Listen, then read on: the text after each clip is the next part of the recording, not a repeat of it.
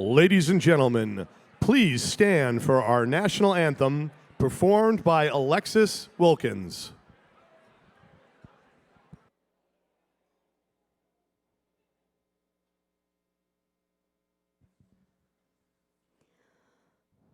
Oh, say, can you see by the dawn's early light what so proudly we hailed at the twilight's last gleaming, whose broad stripes and bright stars through the perilous fight o'er the ramparts we watched were so gallantly streaming, and the rocket's red glare, the bombs bursting in air, gave proof through the night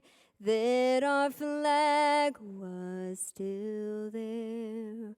Oh, say, does that star-spangled banner yet wave o'er the land of the free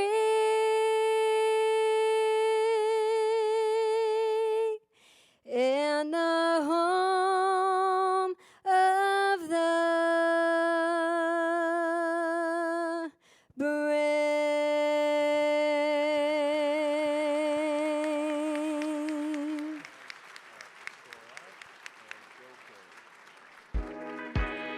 Please welcome the president of Independent Women's Forum, Carrie Lucas.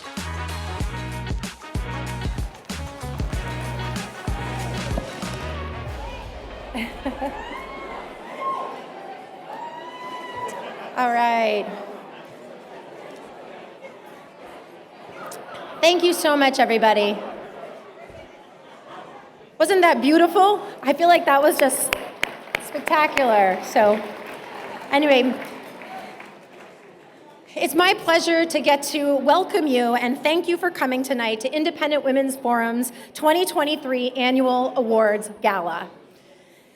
Now, media headlines would tell us that 2023 has been a year of some pretty bad news. We've had the tragic attacks in Israel and an increasingly dangerous and turbulent world. Americans are financially pinched and worried about what shoe might drop next. Healthcare prices are climbing, our borders are overrun, our cities are facing historic crime waves. Too many of our schools seem not to really care that student test scores are down, but be really enthusiastic about shoving politically correct garbage into our kids' heads. It doesn't sound like there's too much to celebrate. But actually, I think that 2023 is shaping up to be a great inflection point. 2023 has been the moment when common sense is finally starting to make a comeback. When American citizens looked around, thank you, American citizens looked around at the power that they had granted to government bureaucracies and academics and said, enough. A year ago, Independent Women's Forum was among a small group that was willing to call out how women's rights were being sacrificed on the altar of identity politics. Now we are working with hundreds of brave female athletes, coaches, teachers, parents, doctors, activists, and policy leaders to stand up for women's rights. I see many of the leaders in the rooms tonight, and I want you to stand as I mention your name. Riley Gaines. Paula Scanlon. All right, Peyton McNabb, Prisha Mosley, and Kim Russell. This is the head coach, a lacrosse coach. We are so grateful to all of you and are so proud to stand with you in this fight. Now, we also have with us tonight 3 young women who just recently broke their silence to speak out after a biological male joined their college women's swim team. This was another Leah Thomas situation, a male swimmer who swam on the men's team, took a break for a year, and then came back to join the women's team. And during practices, he was logging times that would smash the conference and the school's records. And worse, the girls are being gaslit and told they shouldn't speak out. But then they came to the realization that they, the girls, were not the problem, but the victims. They were victims of discrimination in their own sport. And tonight they're appearing for the first time since holding their press conference to call out the NCAA and elected officials in Virginia to change the rules to protect women's sports. And we have Roanoke College swim captains Bailey Gallagher, Lily Mullins, and Kate Pearson. They came all the way from Roanoke today. Yeah.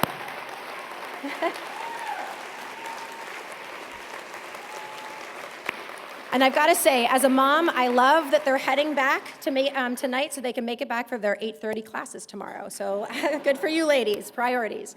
Now, thanks to the hard work of our sister organization, Independent Women's Voice, the Women's Bill of Rights, that's legislation that we conceived of in 2022 to define sex-based terms in law and to protect women's spaces, is now in force as law in 4 states covering nearly 8 million women.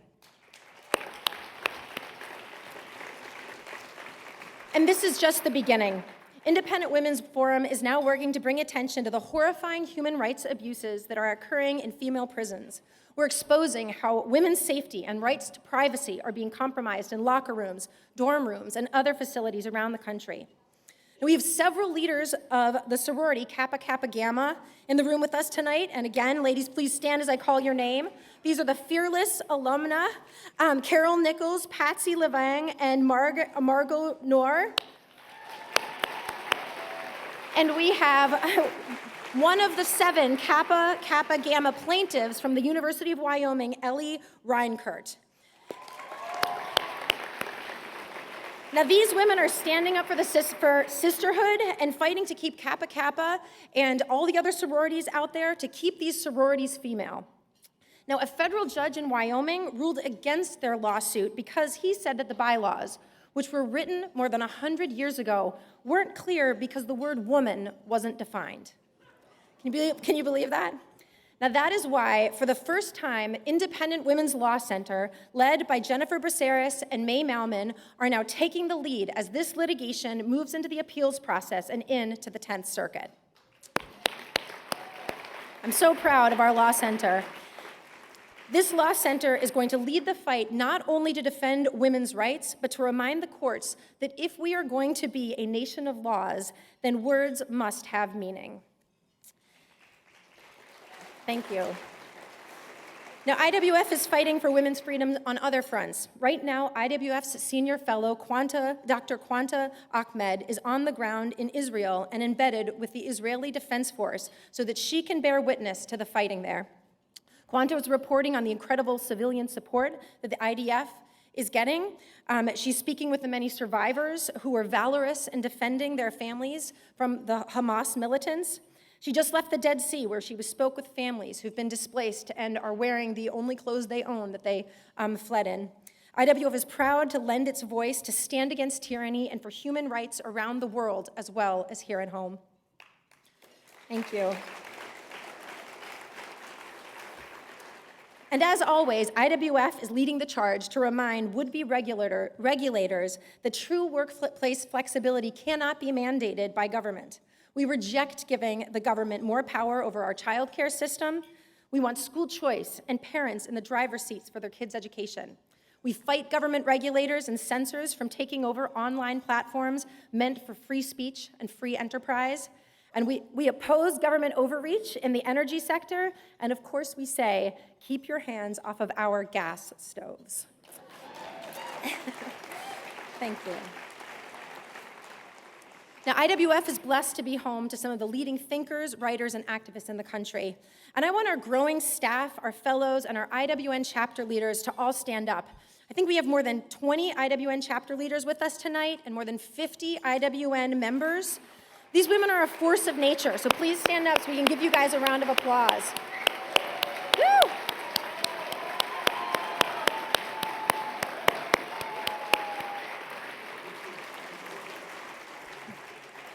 In years past, I was proud to talk about IWF's reach if we were able to testify on Capitol Hill a couple of times.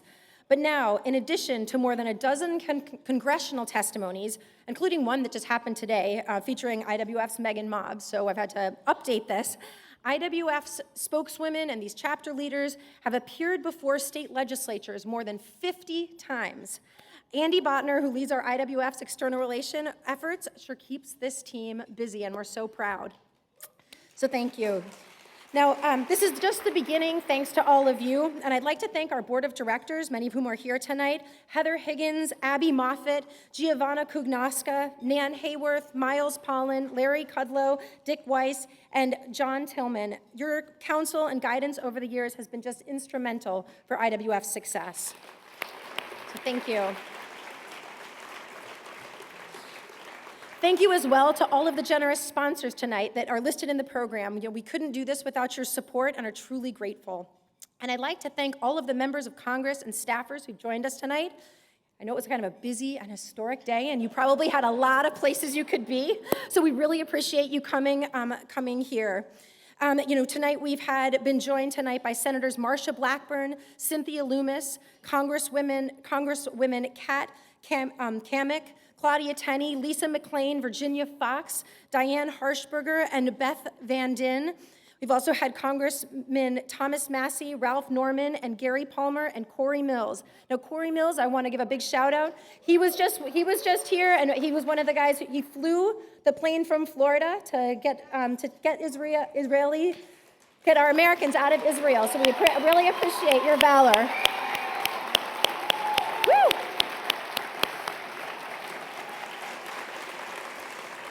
Now, another dear friend of IWF's is in the room tonight. We have Kevin McCarthy's Chief of Staff, Michaela Carr, and then we have H&R Block's Kaya Singleton. These women have been working with IWF to bring women together and elevate conservative women both on the Hill and off. So, ladies, we thank you so much for all of your support. Now, I think one of the things that IWF is best known for is for media. Thanks to Victoria Coley and our great communications and marketing department, IWF is privileged to be in the media every single day, multiple times a day, getting our message out. And I see in our audience some very dear friends. I see Luke Rosiak from the Daily Wire, Katie Pavlich from Town Hall, David DeRossi from Real Clear Politics, Adele Malpass. We've got Vince Colonnese, Larry's in the back over there. So we thank you all so much. We're so lucky to have so many dear friends in the media. Sean Spicer. The list could go on and on. But now, before we move on to our first award, I want to take a moment to play this video to recognize some of the Independent Women's Forum family who are missing tonight, but who are here in spirit. This year, we lost some beloved members of the Independent Women's family.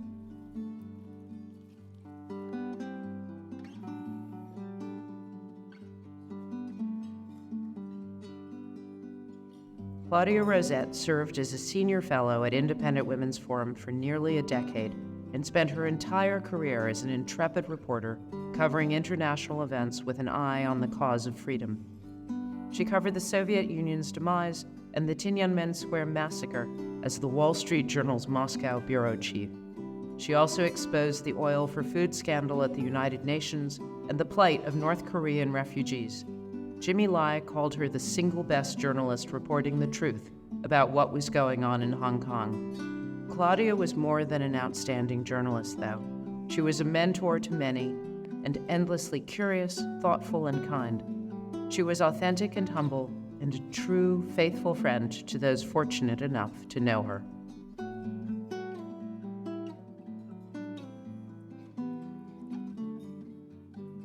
Yvonne Boyce served on Independent Women's Forum's board of directors for more than a decade. Yvonne was consistently a strong, principled advocate for defending women's rights and freedoms, not just in the United States, but around the world. This accomplished entrepreneur and philanthropist served as the chair of the National Trust for the Humanities. She was the chairwoman of the International Palm Beach Film Festival and cherished her role in the arts. She tirelessly supported numerous cultural and educational efforts in her beloved home state of Florida. A devoted wife, mother, and friend, She was an influential board member whose wise counsel helped shape IWF's impact and growth. She leaves behind a legacy of beauty, grace, and wisdom.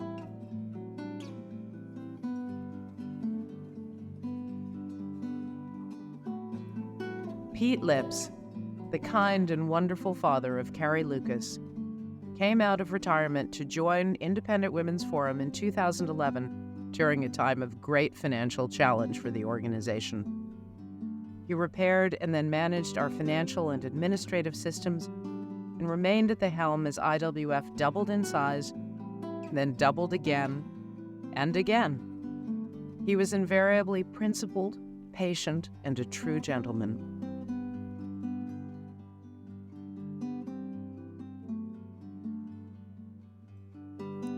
These beloved IWFers are missed but not forgotten, as each improved us with their contributions, and their legacy will live on.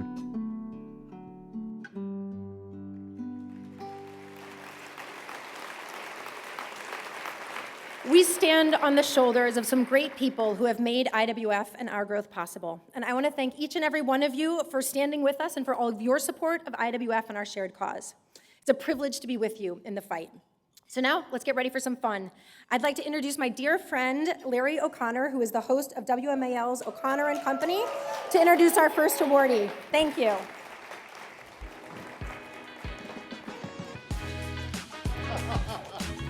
Oh, stop. Oh, please, sit down. Good evening. What an honor to be even in this room tonight. Incredible. You know how in school they always say, oh, imagine what it would have been like if women had been the founding mothers of our country, right? And they always imagine women that I would not want forming our country. The fact of the matter is, if we had founding mothers, those women are represented right here in this room tonight. They're at the table with you. They get it.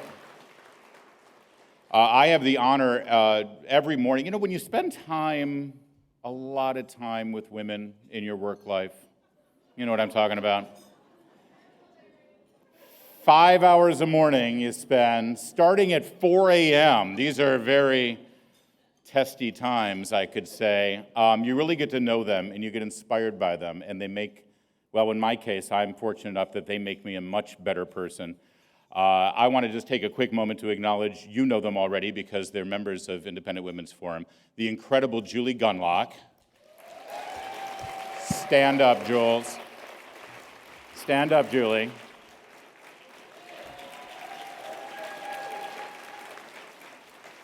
The dynamic Patrice Onwuka.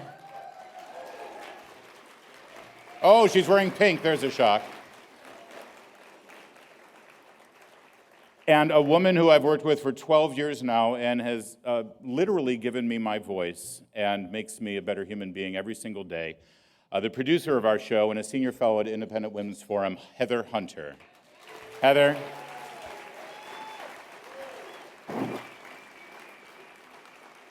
Is stuck in traffic.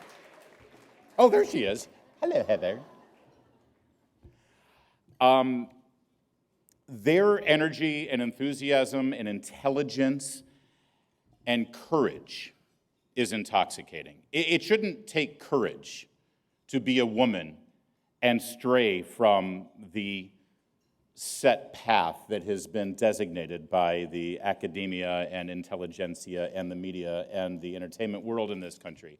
But it does. And courage is intoxicating. And if courage is intoxicating, Chaya Raichik is a Long Island iced tea. A double. Chaya Raichik began in anonymity, creating a social media account called Libs of TikTok.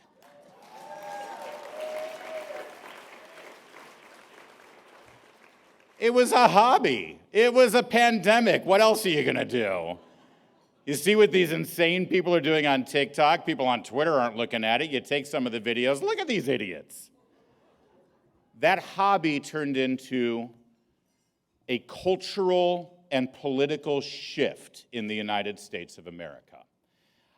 I'm not overstating the case when I say that if it weren't for Chaya Raichik and the work that she did on Libs of TikTok, I don't think the majority of Americans would really know how our children are being targeted on a daily basis by predators. Predators under the guise of warped gender ideology. And she didn't even intend to do this. It's pretty amazing. And through the cloak of anonymity, Chaya was able to shine a light on what was being said in the dark reaches of social media. And she was criticized for actually telling the world what everyone else was voluntarily putting out there for the world to see. All she did was shine a light on what was out there, and they tried to destroy her life. An insidious little journalist, employee in good standing at the Washington Post, aren't you proud, Jeff Bezos, exposed her identity maliciously to try to ruin her life, to try to silence her. She made her stronger.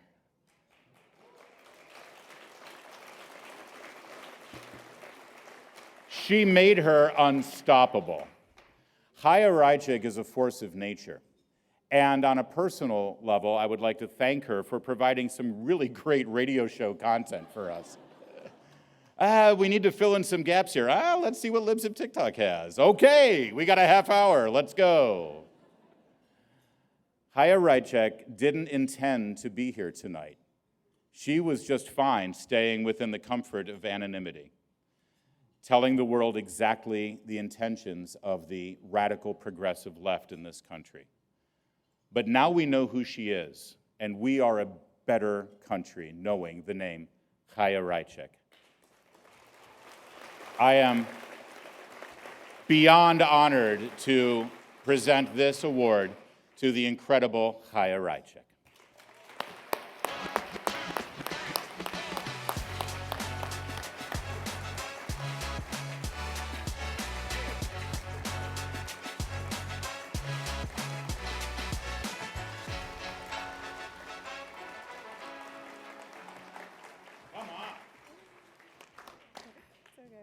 Thank you, Larry, for that generous introduction.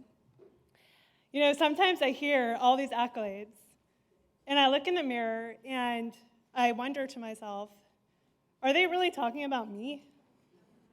How did a girl from Brooklyn wind up here tonight winning an award in front of hundreds of people?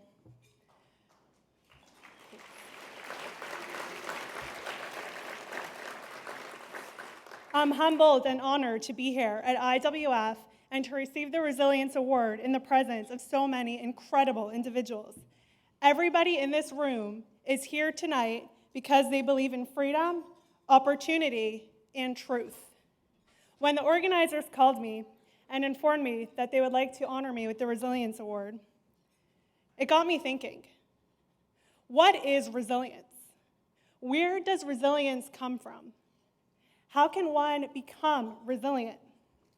I've pondered these questions and reflected on my own journey, which led me to this podium today. Let me give you a quick recap. About 2.5 years ago, I started an anonymous Twitter, or now called X account, called Libs of TikTok.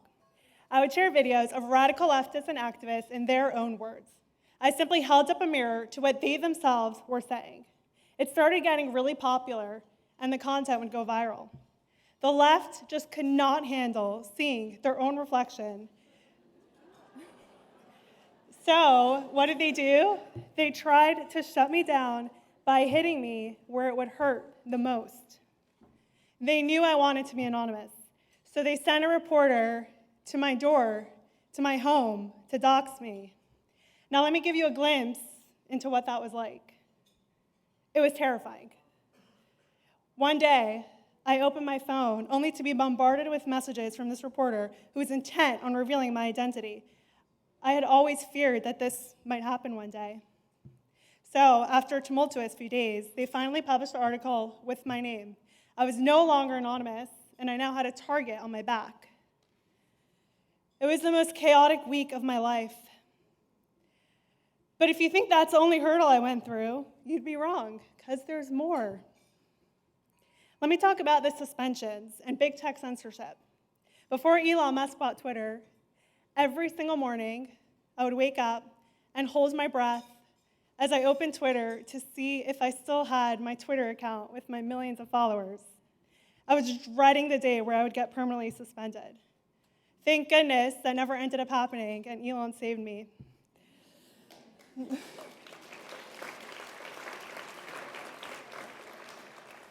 I only got about 7 temporary Twitter suspensions. I was suspended from Linktree, from Slack, from various softwares, and Instagram and Facebook permanently suspended me before eventually reversing it after backlash. If all those suspensions weren't enough, in between all this, I'm receiving dozens of death threats and vile messages a week, and some of them even involving the police. But wait, there's more. The left saw that all of this wasn't working to break me, so they came up with a new tactic, blaming me for bomb threats. They claimed I inspired bomb threats and violence by simply exposing what was going on in your kids' schools. I've been blamed for dozens of bomb threats at this point.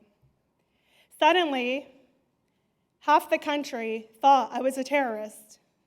They even created a new slur for me called stochastic terrorist. I'm still not even quite sure what that means. Various media outlets and organizations came out with statements framing me as a dangerous terrorist. I mean, you tell me, do I look like a terrorist to you? Thank you. Quite relieved. So after all this, I could have easily given up. It would have been easy to. So now comes the million-dollar question that a lot of you are probably thinking. Why didn't I? What drives me to continue to do all this work? My parents instilled in me a set of morals and a sense of right and wrong. They taught me to fight for my convictions and try to make the world a better place. But the real reason why I'll never give up is because I honestly can't bring myself to give the left that satisfaction.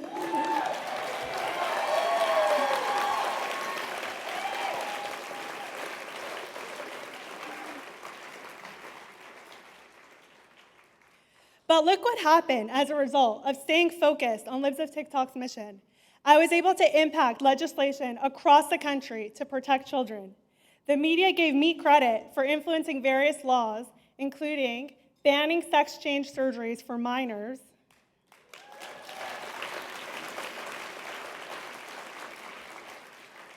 banning sexual adult-themed entertainment for children, and banning gender ideology from schools.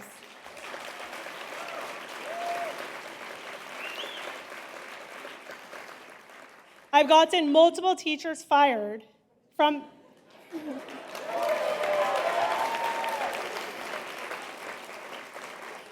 for promoting radical left-wing agendas. For example, there was an elementary school teacher in Utah who was fired after I posted her own video in her own words where she spoke about encouraging her students to be queer. Additionally, I've gotten many schools across the country to remove graphic sexual books from their libraries.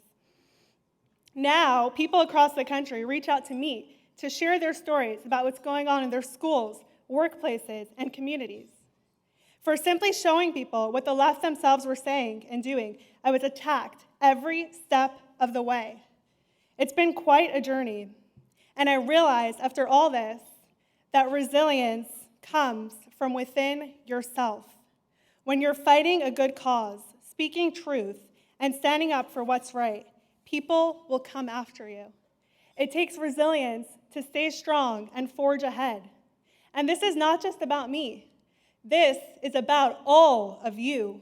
Every one of you has the ability to stand up and speak the truth. We see today more than ever that basic truths and morals are under attack. We live in a world where a large portion of the population don't know right from wrong, where a Supreme Court justice doesn't know the meaning of the word woman, where medical professionals think men can get pregnant. Thanks to the work of the Independent Women's Forum and many of you in this room, Change and sanity is finally on the horizon. Every one of you can make a change and make a difference. And at times, it's not going to be easy. They'll try to break you like they did to me and countless others. You can get through it, though, if you dig deep inside yourself and find your courage, find your resilience, and find your strength. So when you leave here tonight, I want you all to remember that you have the strength within yourself to stand up for the truth. And just about the time that you feel like giving up is exactly the time that you need to fight back harder.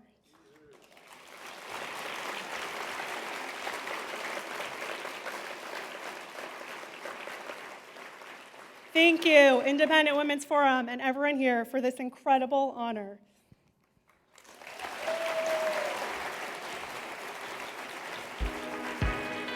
Please welcome Diana Davis Spencer.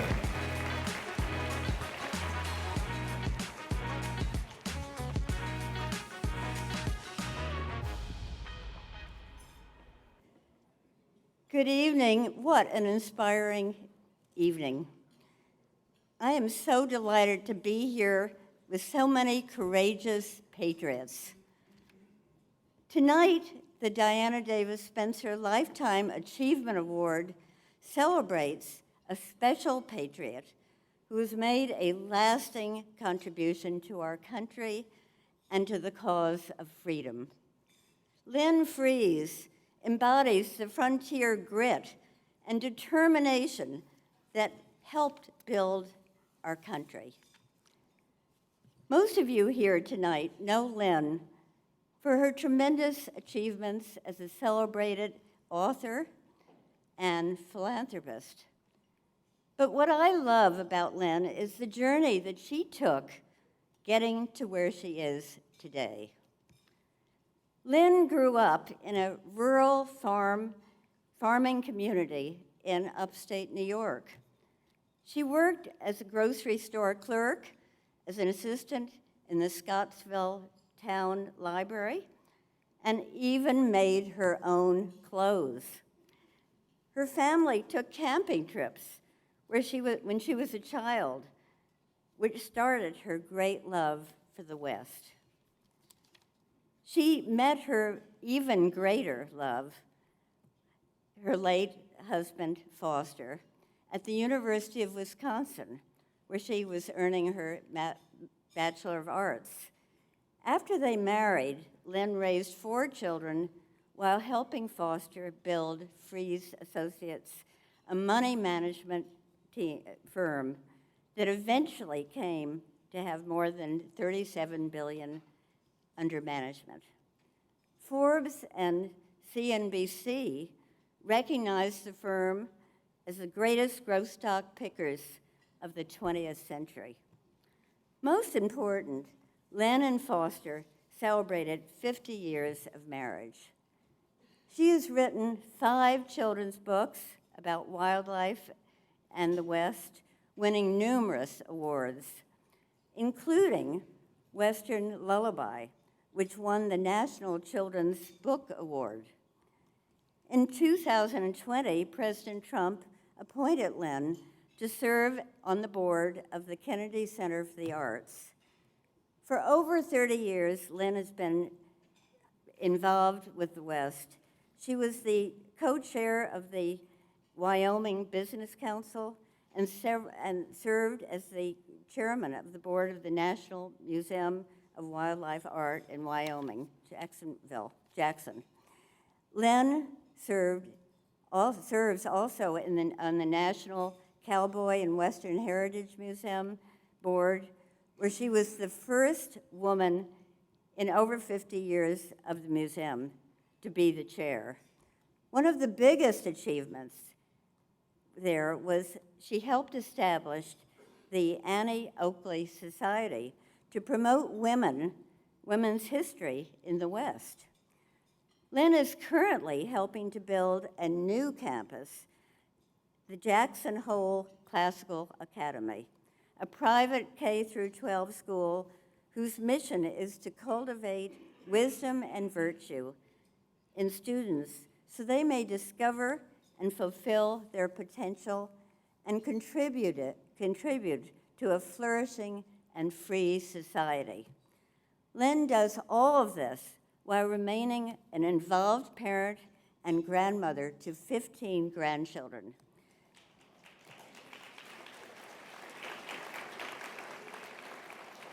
She is a dedicated warrior on behalf of the cause of liberty and our great country.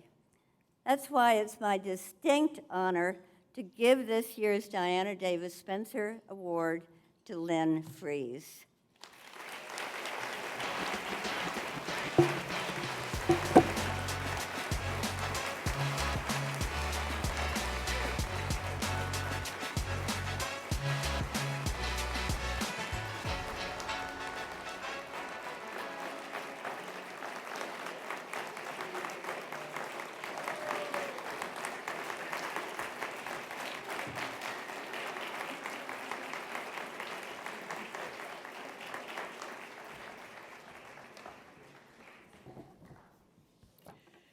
Well, I brought crystal heels to wear.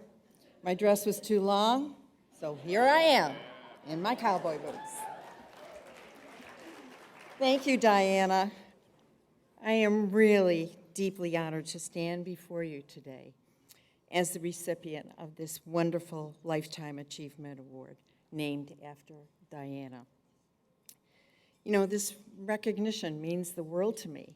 Usually I was standing behind my husband while he was receiving awards.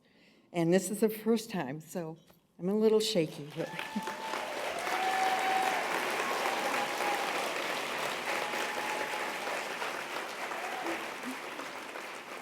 I would like to express my heartfelt gratitude to the Independent Women's Forum, Diana, and all of you who support this amazing, amazing group and the organization. I'm humbled to receive this award that bears the name of someone as remarkable as Diana. You know, Diana, you've dedicated your life to championing the values that form the bedrock of our nation, from freedom to entrepreneurship. I am truly privileged to stand alongside you in receiving this honor. The Independent Women's Forum, since its founding, has been a tireless advocate for women's rights, standing for principled conservatism and promoting a modern, emphatic, and solution-oriented approach to the challenges we face as a society. That's an important word, solution-oriented. You know, women are about solving problems. We have a lot to do. Our time cannot be wasted. Early in my life, I read a book about a young girl growing up in the state of Ohio. She was a determined young miss. At 7, her dad taught her to shoot a rifle and put it over the top of the fireplace. At 8, her father died, and she slowly watched her family begin to be very, very hungry. And her mom wouldn't let her pick up the rifle to go out and shoot. "I can shoot, Mom," she said. And her mom kept saying no, and finally, as things got really dire, she picked up that rifle, and she went out, and she shot a lot of animals and fed the family. She began to do amazing things by hunting and providing food for inns in the area. And wonders of wonders, at 12 years old, she paid off the mortgage on her mother's log cabin and started a journey in her life. That was Annie Oakley, who had a journey as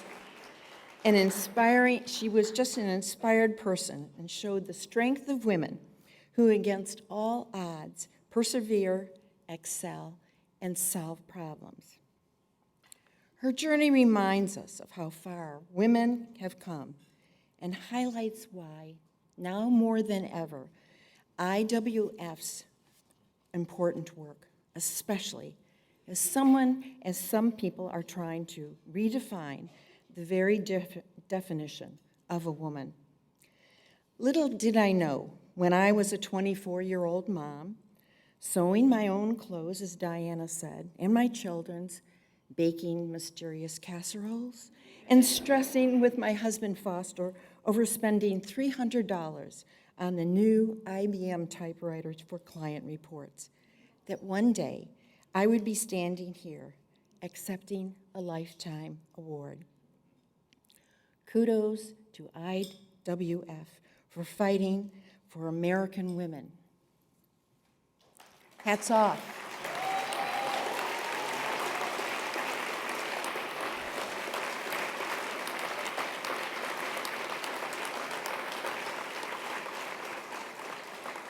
Hats off to Diana, who champions values that form the foundations of our nation. Thank you. Happy trails, and God bless America.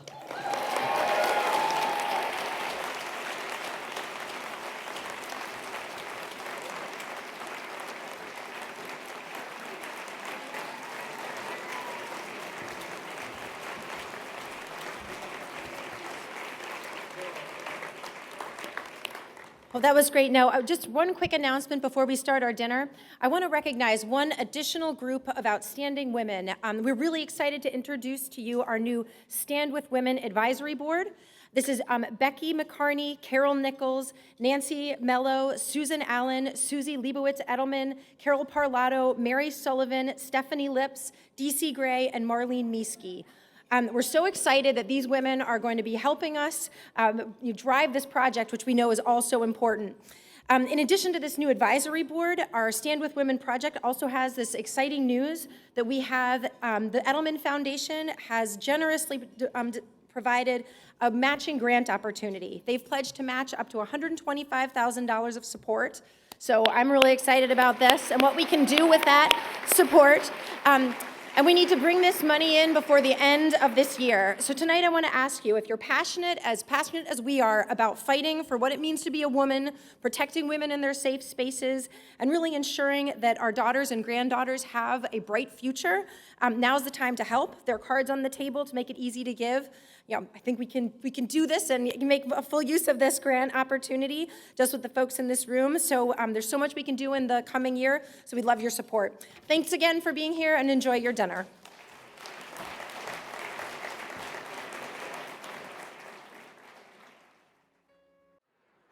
Ladies and gentlemen, please turn your attention to the screens.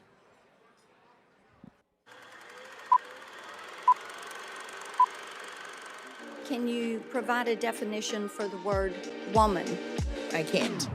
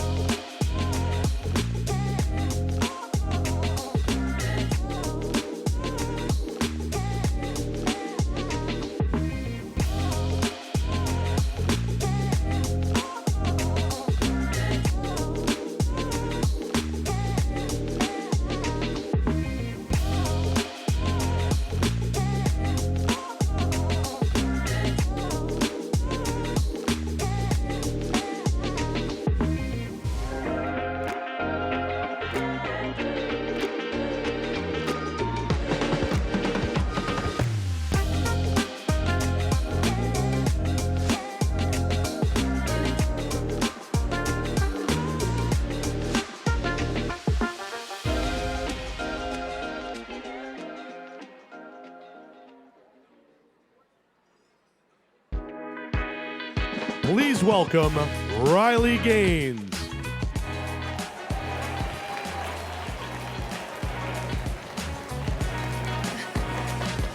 Oh my gosh. Thank you guys. What an honor to be in a room with like-minded people. That sounds crazy, but that's often not the rooms that I'm in. So I couldn't be more grateful to be here. A couple people who I want to just shout out, who have been instrumental in the work that we have done at IWF and IWV. Of course, we have Peyton McNabb, who is the volleyball player who was injured in North Carolina due to a male spiking the ball in her face. We have Paula Scanlon, who's here, who is teammates with Thomas. Of course, the Roanoke girls, who have just been so incredibly brave and unified, which isn't...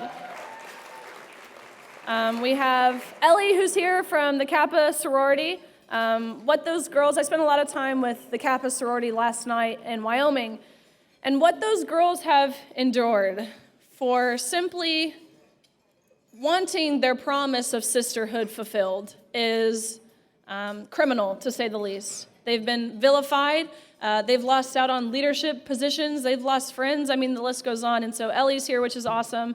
We have Prisha Mosley, who is a detransitioner, who's here and is just incredible. The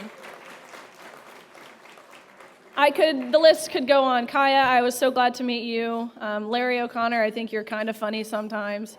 I'm just kidding.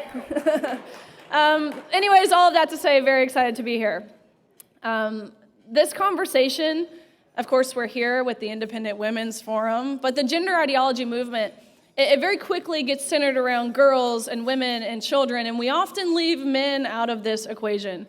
But let me tell you, men, you're not out of this equation, because one, we need you. We need strong men. Absolutely.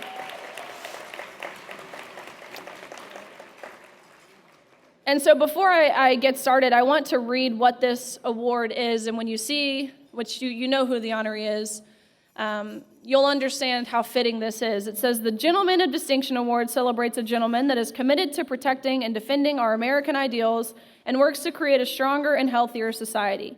He also exemplifies a commitment to respect and civil discourse, showing generosity and kindness to critics while remaining steadfast in his beliefs. He's an advocate for limited government, economic liberty, and personal freedom, and promotes equal opportunities for women and men.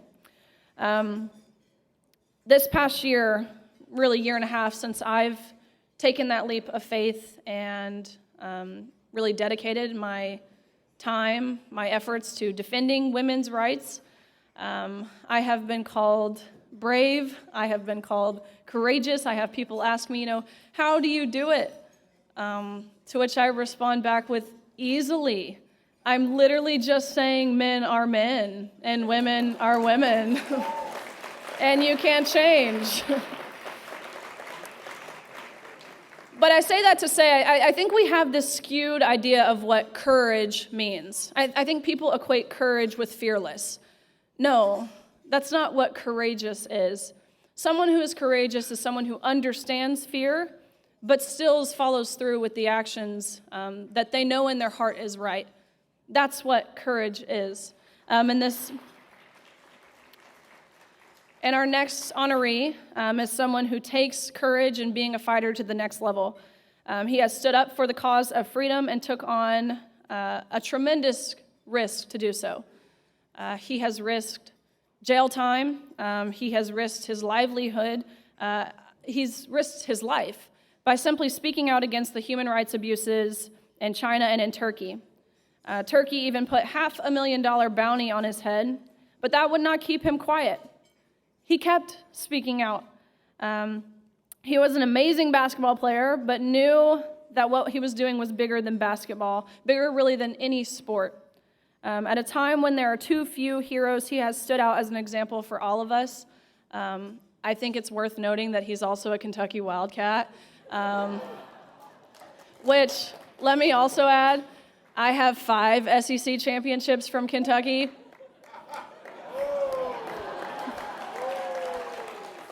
We'll let him answer how many he has.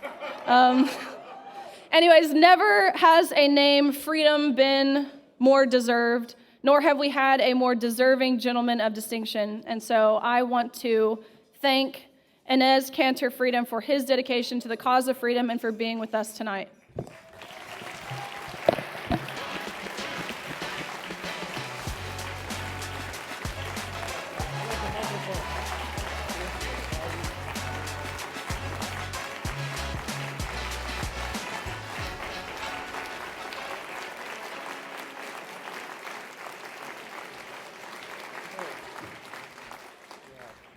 I appreciate that. Yeah, this is always like a tough one for.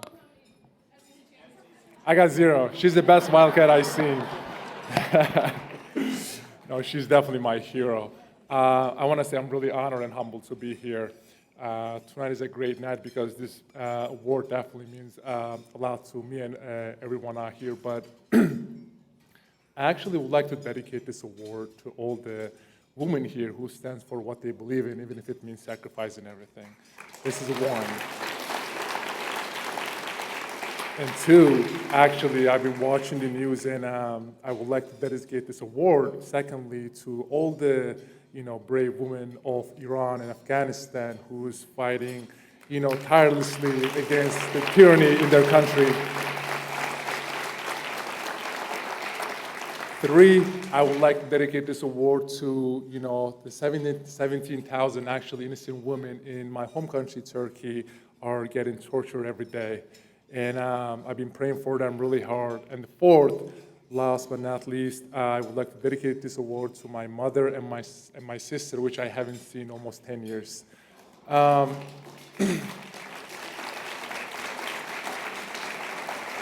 I think I would like to talk about them a little bit because I think it's, I'm sure everyone watching the news and given what's happening in Middle East right now, I think you guys are going to have a better idea what's going on over there.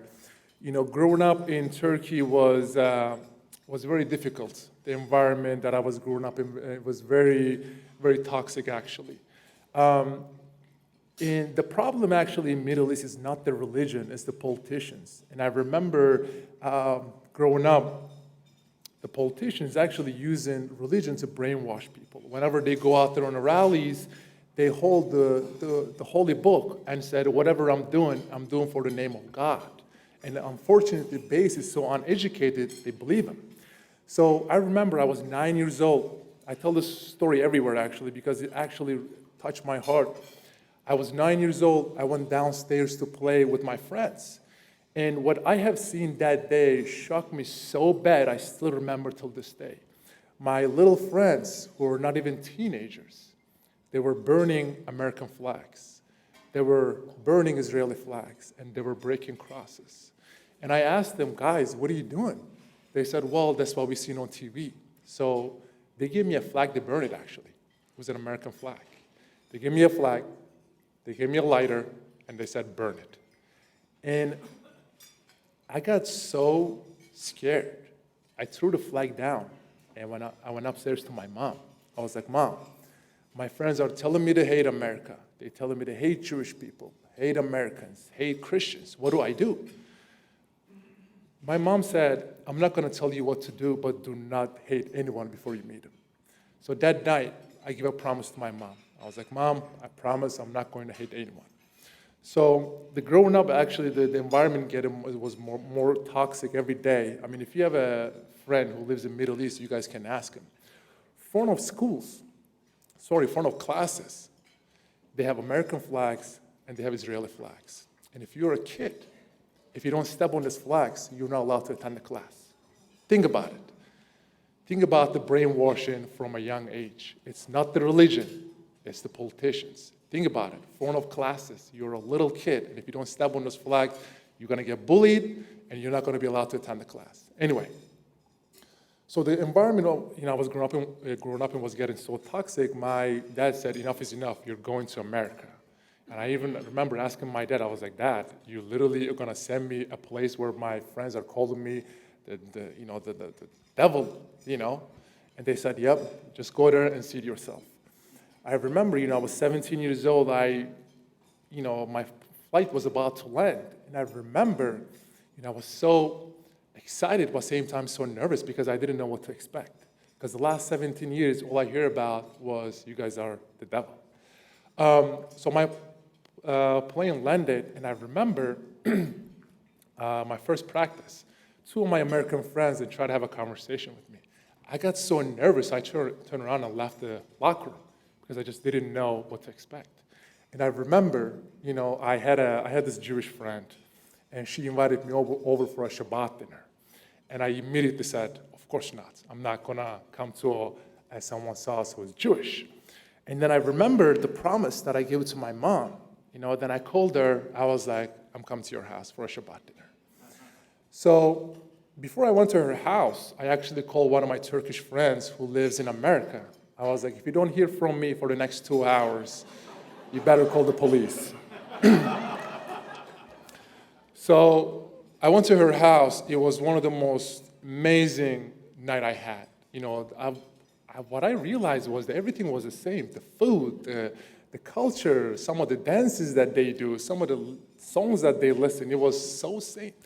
But then I was coming back to my place. I got so emotional because there are millions of kids in Middle East growing up anti-Semitic, growing up anti-West, and anti-American just because of those hate speeches coming from their dictatorship. So I was like, we gotta change that. We gotta do whatever we can to change that. So I literally simply started organizing basketball camps, and I actually had one in Jerusalem, another one in Vatican. It was so amazing. We brought Muslim kids, Jewish kids, and Christian kids together to just play basketball. There was one moment, the clock hit 0, but I'm gonna keep talking.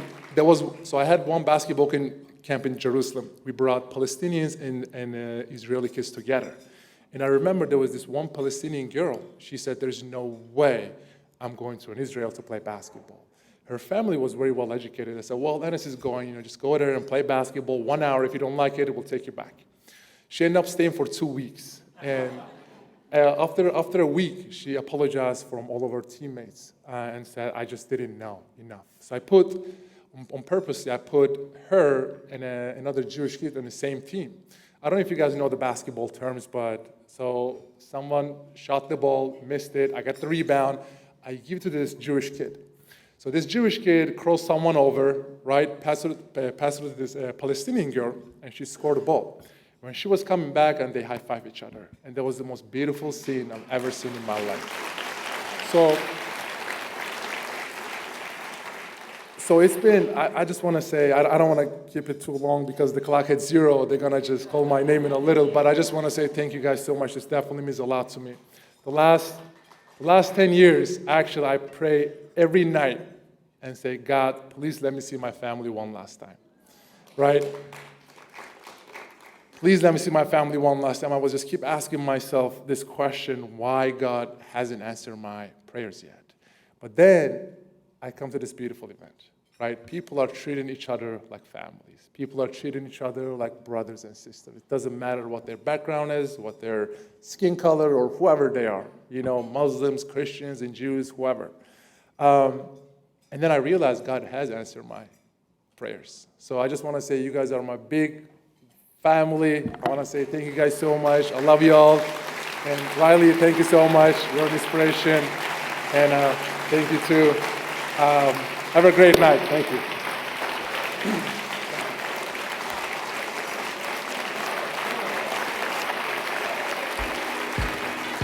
Please welcome Heather Higgins.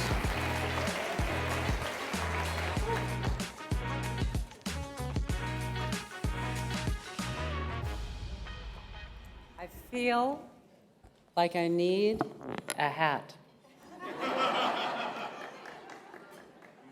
But I brought something else. And the reason I brought something else is, as you know, I like to say that Independent Women's Forum is the women's group that likes men. So here's to you men. But more than that, we're the policy group that is into action and solutions and results, because ultimately we realize it's not about dry policy. It's about life, and it's about making life better. And part of making life better is understanding that life is multifaceted. And one of the best parts of life is love and romance. And some of the best romances are not, I know you 20-year-olds think it's about you. But some of the best stories involve people who met each other long ago, clicked, but there was some reason why it didn't work, and they went their separate ways, and they had their separate lives, and they had their own tragedies, and then they find each other again. And we have one of those here tonight. I want you guys to raise your glass and help me in toasting our fellow Director of Independent Women's Forum, Abby Moffat, who got engaged this weekend to David Ridenauer. Here you go.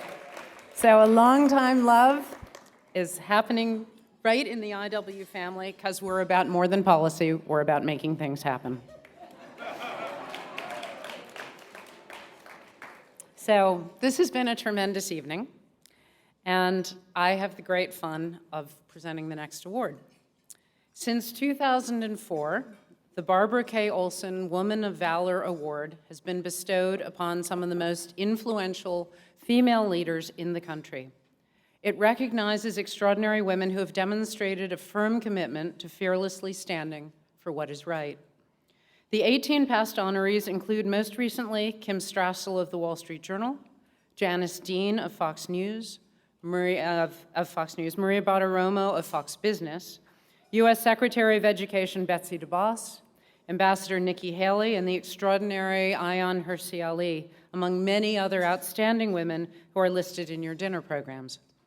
This year, we are so proud to honor a true woman of valor, Miranda Devine.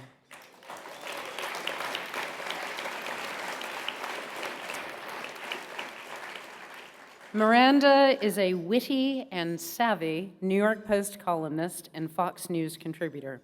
She is best known for being the trusted hands in which the infamous Hunter Biden laptop drive was placed. And all of us should be very grateful that it was.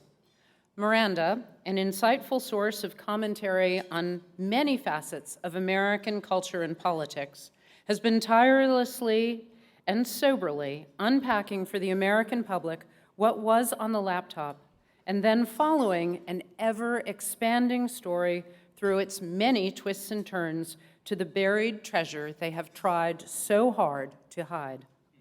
As a no-nonsense New Yorker, but one with the good humor of an Australian, she didn't shy away from Hunter Biden as a reckless drug user and womanizer. And God, she had to endure some unbelievably gross pictures on that drive, let me tell you. But the real story, and the one that Miranda blasted out, was how Hunter Biden was abusing his access to his father and his father's political position for financial gain. And that financial gain was not limited just to enriching himself, but the entire Biden crime family.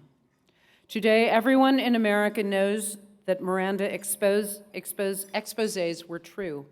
Yet when she was first telling this story in the New York Post, not only were her findings censored by social media and dismissed by mainstream media, they were also labeled bogus, Russian government disinformation by powerful government officials, including those in an intelligence community that now apparently believes that we, the American people, are the proper targets for disinformation.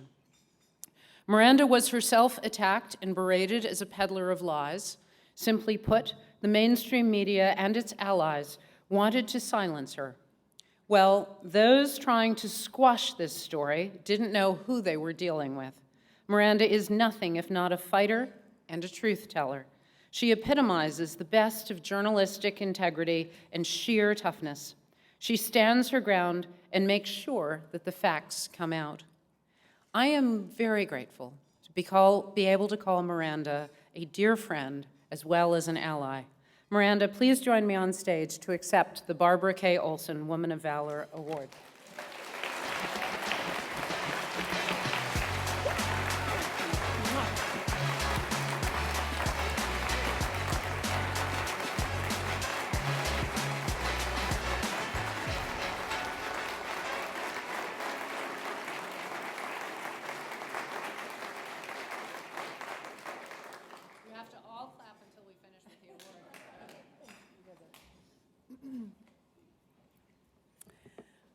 What an honour to be here tonight and to accept the Barbara K. Olson Award for being a woman of valour. I'm very chuffed to be called that and to be walking in the footsteps of these outstanding women who've received it before me.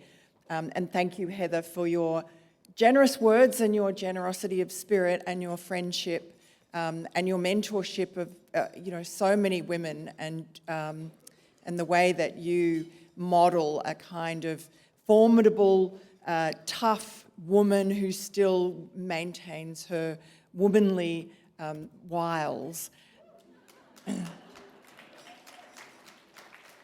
And I think that's a mark of Independent Women's Forum, that everyone knows and loves being a woman and doesn't try to become something else, become a man.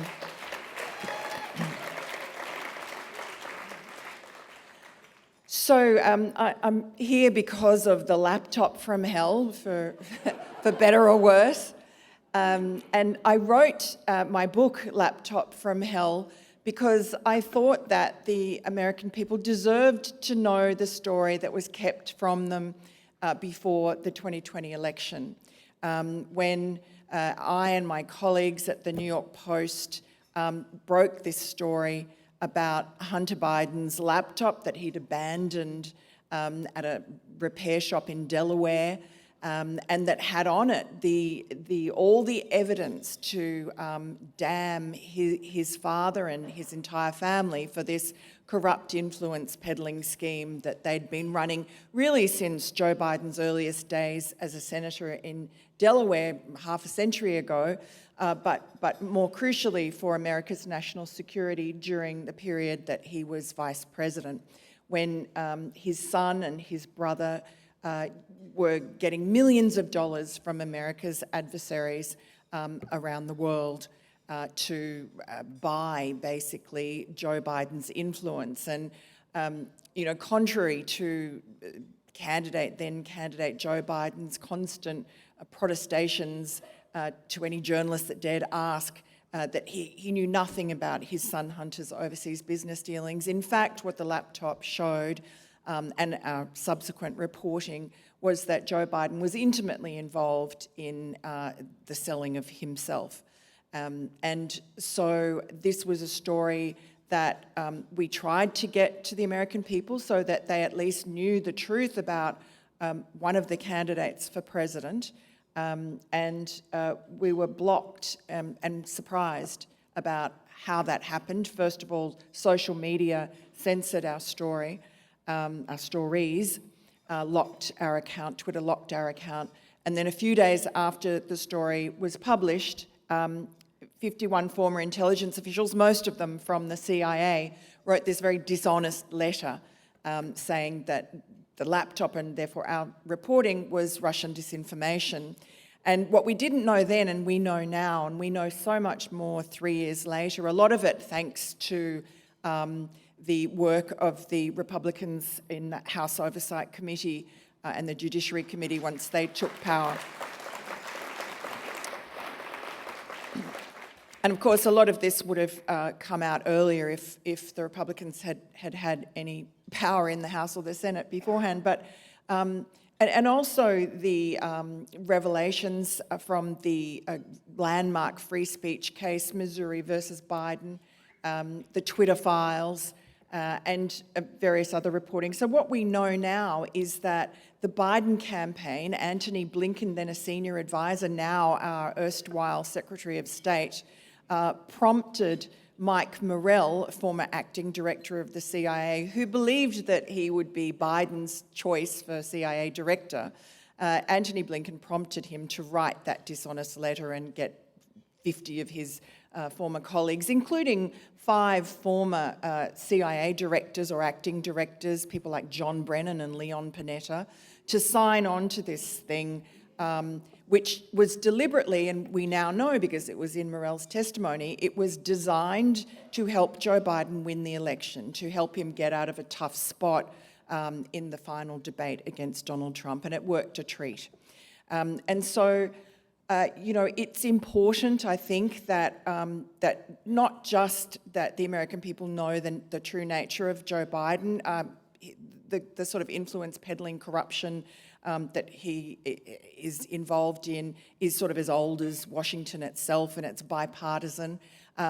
But the biggest scandal and the biggest story, of course, is the cover-up, as in Watergate.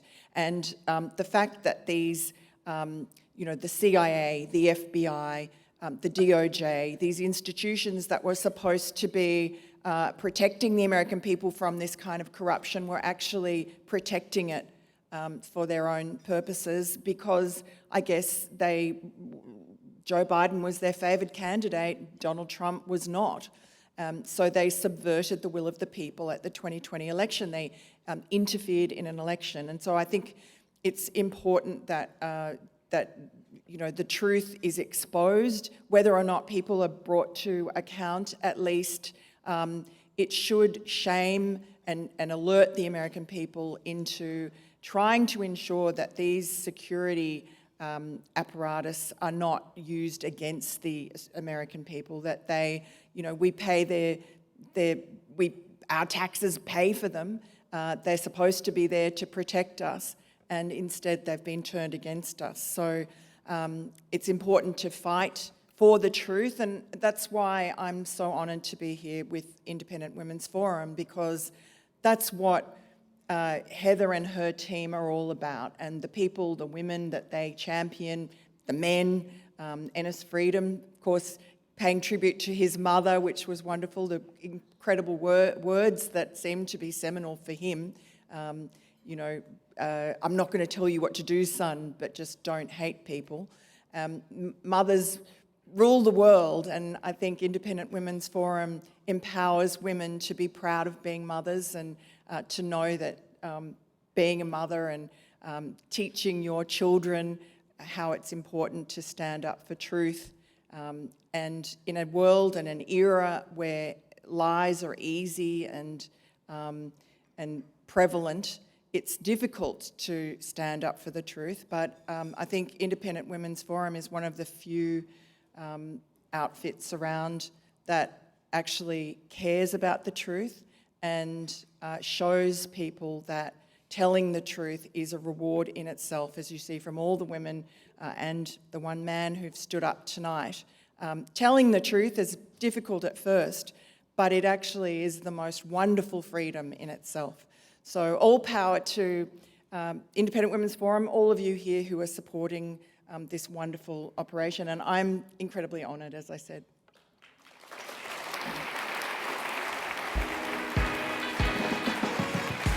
To close out our evening, please welcome back Carrie Lucas.